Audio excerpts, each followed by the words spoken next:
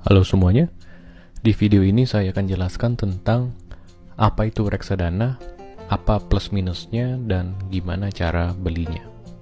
Sebenarnya sudah banyak video di YouTube yang menjelaskan tentang reksadana, tapi hampir semuanya sepertinya ada unsur jualannya. Maksudnya, di video-video yang sudah ada, itu kebanyakan akhirnya jualan website atau service.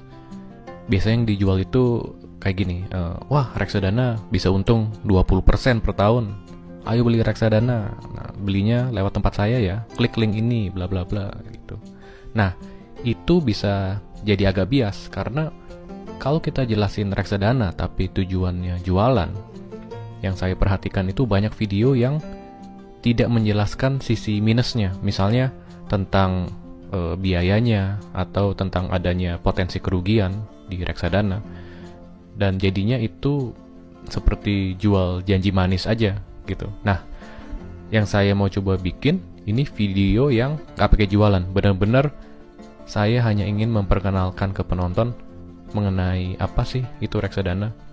Tidak hanya menjelaskan positifnya, tapi juga akan bahas potensi negatifnya. Oke, kita mulai ya. Jadi reksadana itu intinya adalah produk keuangan di mana kita dan ribuan orang lain, yaitu para investor, dalam tanda kutip, mengumpulkan dana kita jadi satu, kemudian diserahkan ke pihak lain, yaitu perusahaan yang menjadi manajer investasi, untuk diinvestasikan ke berbagai instrumen keuangan lain, misalnya ke saham, obligasi, dan pasar uang. Nah, jenis reksadananya itu menentukan kemana uang kita akan diinvestasikan. Di Indonesia, biasanya ada 4 jenis reksadana yang bisa ditemui. Yang pertama, itu reksadana pasar uang.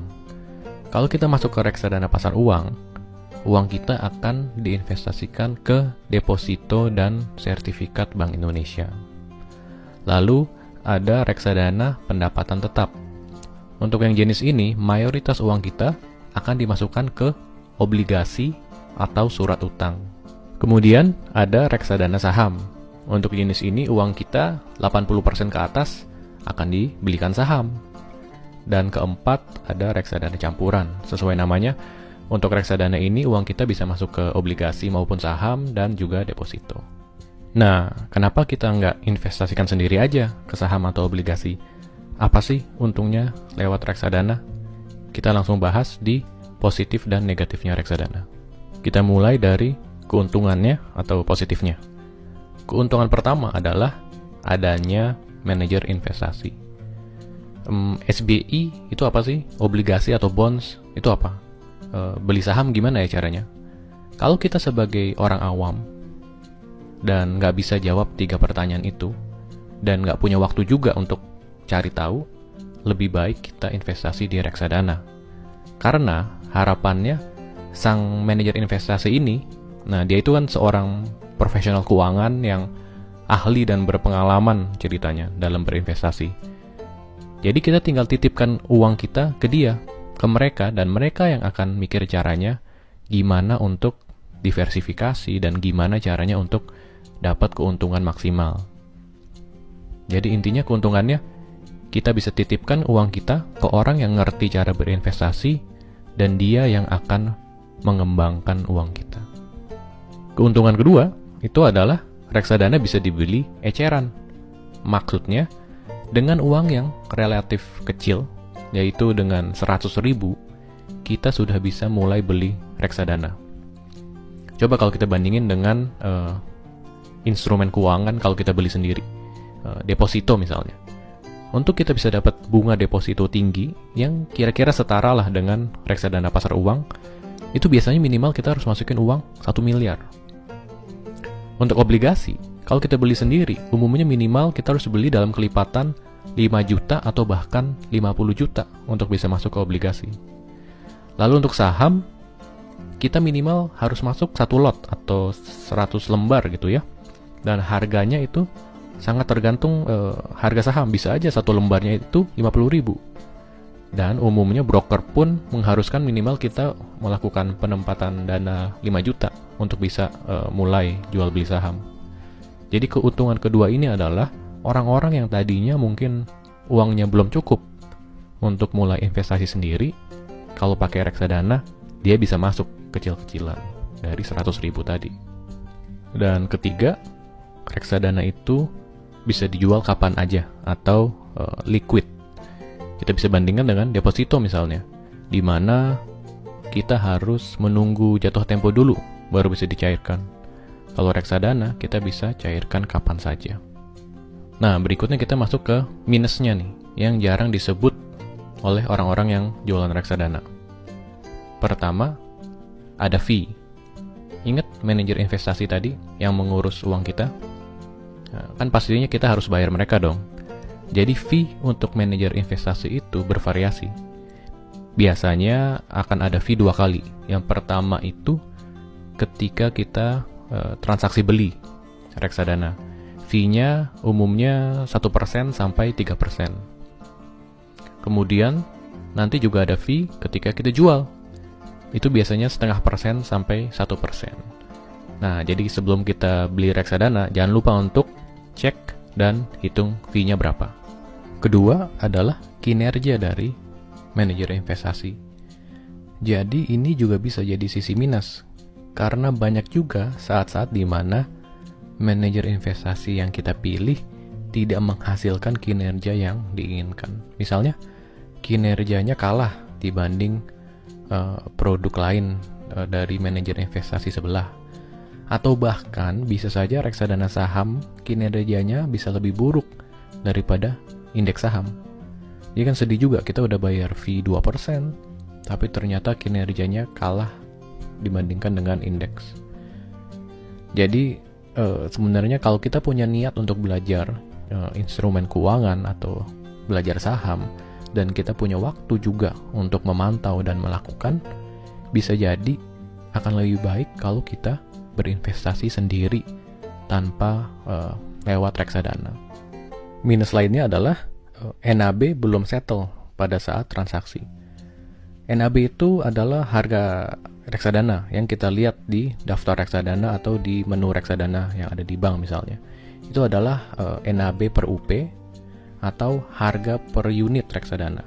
Ini dihitungnya dengan menjumlahkan total dana yang dikelola dibagi dengan total unit. Nah, NAB ini baru akan dihitung dan baru akan settle di akhir hari. Jadi, ketika kita transaksi di siang hari, kita nggak akan tahu tuh kita lagi beli atau jual di NAB harga berapa saat transaksi. Dan ini makin diperparah lagi kalau kita beli di bank.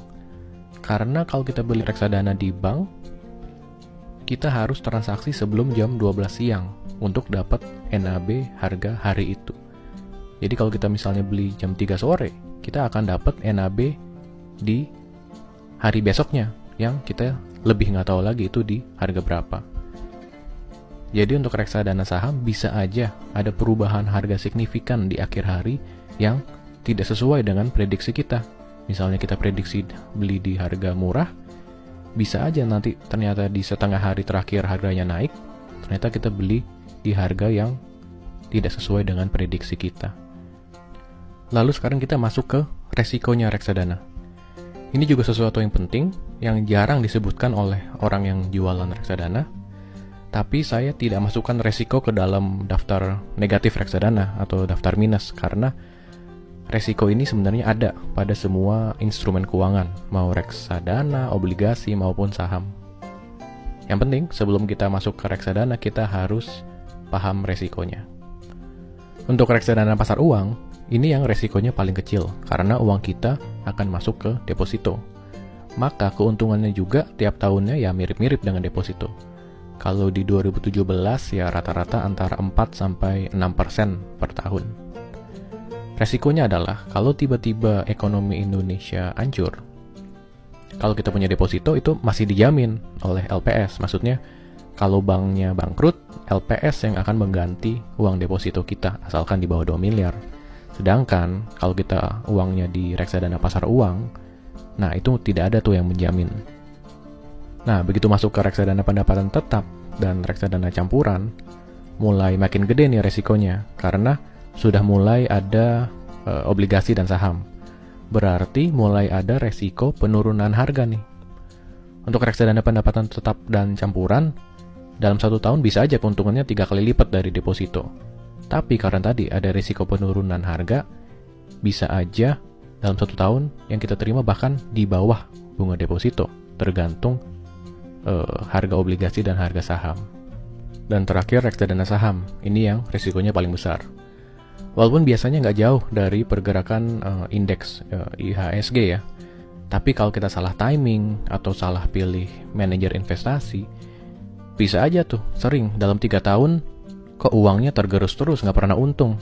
Nah itu resikonya. Dan reksadana saham ini yang sering ada janji seakan-akan wah keuntungannya bakal 20% per tahun. Faktanya reksadana terbaik aja tuh rata-rata keuntungannya 12-16% per tahun. Nah itu yang terbaik. Yang lain itu bisa sangat bervariasi. Dalam jangka waktu 5 tahun, ada yang per tahunnya itu hanya 4% atau bahkan lebih kecil. Dan ini kan jadinya lebih kecil dari deposito. Nah itu ada resikonya di reksadana saham. Topik berikutnya adalah gimana cara beli reksadana. Cara paling mudah beli reksadana adalah lewat bank. Mudah karena pastinya kan kita udah punya nih rekening bank. Jadi yang perlu dilakukan adalah beli reksadana lewat bank yang sama. Caranya ada 2, bisa ke cabang atau bisa online. Kalau di cabang, kita datang ke cabang, kita harus ketemu customer service atau CS, atau bisa ketemu dengan yang namanya relationship manager. Biasanya reksadana itu nggak semua cabang dan nggak semua CS bisa jual, karena perlu sertifikasi khusus. Tapi di cabang yang bisa, kita ke cabang, nanti ke CS, kita pilih reksadananya, isi formulir, nah otomatis bank akan memindahkan dana kita dari rekening ke manajer investasi. Nah ini bisa dilakukan di bank-bank apapun, misalnya BCA dan Mandiri. Yang kedua, nah ada beberapa bank nih yang udah lebih maju nih, biasanya bank-bank yang lebih kecil. Jadi kita nggak perlu ke cabang untuk buka reksadana, tapi cukup lewat online atau lewat app di handphone. Nah ini sangat menghemat waktu karena kita bisa transaksi dari manapun.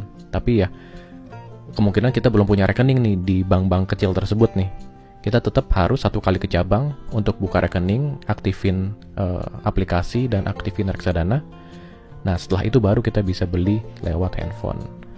3 bank yang saya tahu bisa beli reksadana lewat online adalah Bank Commonwealth, yang kedua Bank Permata dan Citibank. Itu semuanya bisa lewat online beli reksadana. Selain bank, banyak cara lain untuk beli reksadana, yaitu bisa lewat perusahaan sekuritas. Dan yang baru-baru ini bahkan bisa lewat website. Seperti situs jual beli kayak Tokopedia, Bukalapak itu sudah jualan reksadana. Atau ada website yang khusus juga buat reksadana seperti Bareksa. Tapi ribetnya adalah akan ada langkah tambahan untuk buka account di situs-situs itu. Dan setiap transaksi pastinya tetap aja akan ada step tambahan yang melibatkan rekening bank kita. Kalau nggak transfer ya pakai m-banking. Dan ada keuntungan tambahan juga kalau kita lewat sekuritas atau pemain baru kayak website-website tadi, yaitu fee-nya akan lebih rendah dari bank, bahkan bisa gratis. Sampai di sini dulu penjelasan saya mengenai apa itu reksadana. Intinya kalau kita nggak punya waktu untuk belajar dan memantau obligasi dan saham, mungkin reksadana ini bisa jadi pilihan yang lebih tepat. Yang penting, kita harus pastikan bahwa kita udah tahu nih semua resiko dan semua fee yang ada sebelum kita bisa mulai beli reksadana. Tapi walaupun begitu, saya juga menyarankan setiap orang untuk sesegera mungkin mulai berinvestasi, mau itu deposito, reksadana, maupun saham. Kita harus mulai belajar, dan kita harus mulai sedini mungkin. Nantinya mungkin kalau saya kepikiran gimana cara jelaskan strategi untuk reksadana, saya akan bikin video baru. Kalau ada ide atau pertanyaan, langsung aja komen di bawah. Thank you udah nonton, sampai jumpa di video berikutnya.